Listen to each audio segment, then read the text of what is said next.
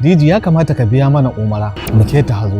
Ai kai Dauda a shiyar ka kai aure zan maka ka huta da kwana a wannan kangon ɗakin naka. Dahiru sai ka ce wani namijin tantabara. Auren da zan maka auren gida zan maka. Ga Hauwa nan zan kanga maka ta ja mata kunni kaga tuwo na mai na kenan. Hauwa tun safa nake jiran ki anan ina zaune anan amma ki zo ki diga ni. Ni sa'a ka ce? In banda abin ki to ke rigar zaki aura? Ai ba rigar zaki duba ba shi zaki duba ko?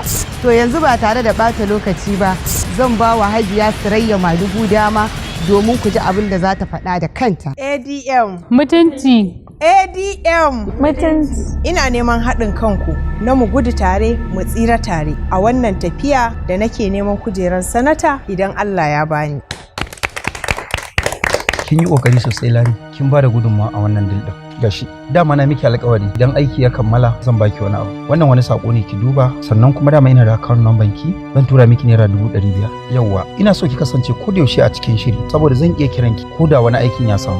Dole in bar garin nan barki. Gaskiya hikima ta bace mana. Sai yanzu nake ganin wautar da muka tafka, da muka yadda muka sake bawa gayan nan kuɗi hannu da hannu. Amma ni na tabbatar da wannan game ɗin da za a yi bai ƙare ba. Har yanzu baki haƙura ba kenan. Wani irin wasa za ku yi da shi? In ma ya ga bayana ko na ga bayan shi.